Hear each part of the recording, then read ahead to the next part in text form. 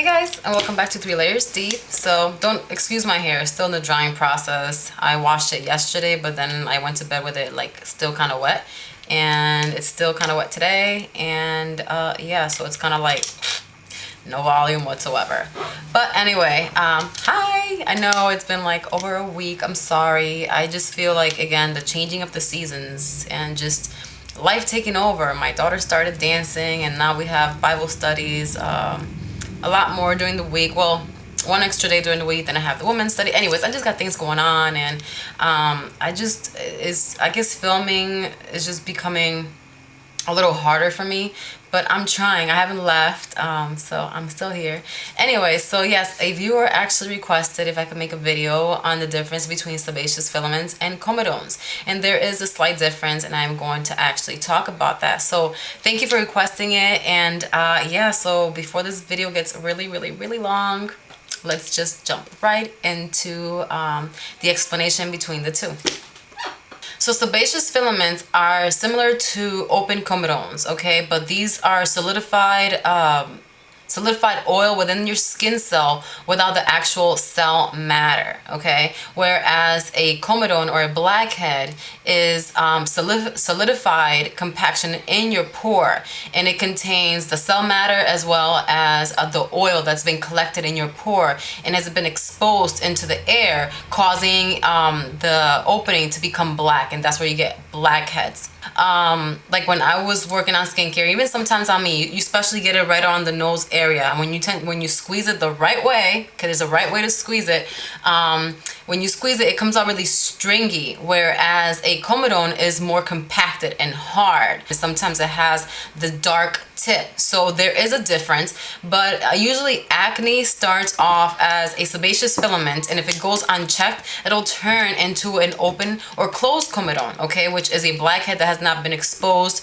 to the area, so it hasn't oxidized. All right, and usually those kind of tend to sit under your skin. They're not open and exposed, hence open comedones. And so once you get the filament, and then you get that, and again, if it goes unchecked and if it starts to become a comedone, which that's where the cell matter starts to accumulate within that oil, compacting it, okay? When the two combine together, they compact.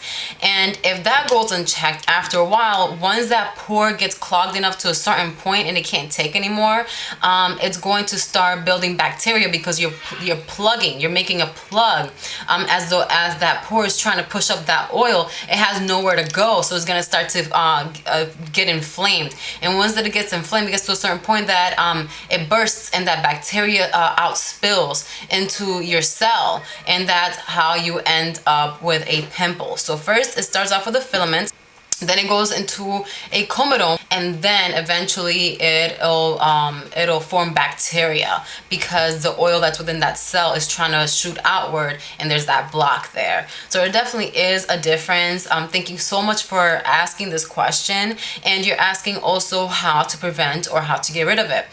Usually any mild, like glycolic acid peels, any salicylic acid, as well as benzoyl peroxide, also depending on what kind of skin tone you have. If you're darker complected, like dark brown skin, or even a light brown skin, make sure that you're not using any higher concentration of benzoyl peroxide past 2.5%.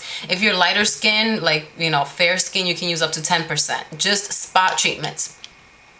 What that does is actually forces oxygen within your blocked pores, helping to kill off that bacteria. Bacteria doesn't like oxygen, and there's no oxygen, bacteria grows. So when there's that blocked pore, it's forming that bacteria within your pore, and there's no oxygen getting through. So benzoyl peroxide forces oxygen within that cell to help to kill off the bacteria. Salicylic acid helps to exfoliate the inside of your pore, as well as the surrounding skin around the cell. So there's various things you can do, as well as scrubs. You can use scrubs to exfoliate your skin, as long as your skin stays exfoliated, whether it's through a light chemical exfoliation or mechanical or manual. These things can help to ward off blocked pores.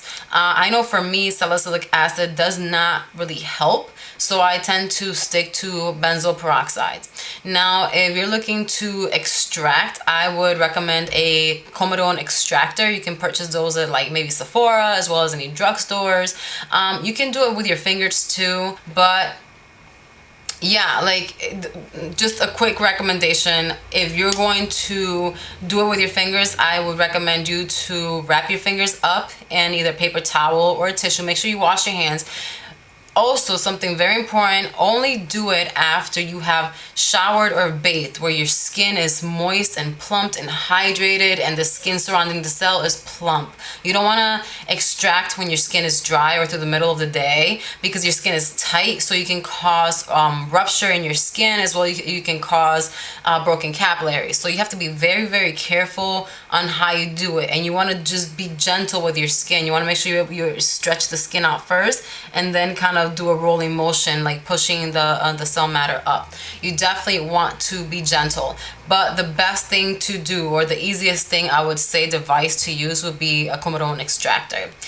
So that is it. I hope you got a better understanding. If you never knew what the heck either of those two things were, now you know. If you never knew how a pimple started, now you know. And if you were just curious, well, now you know.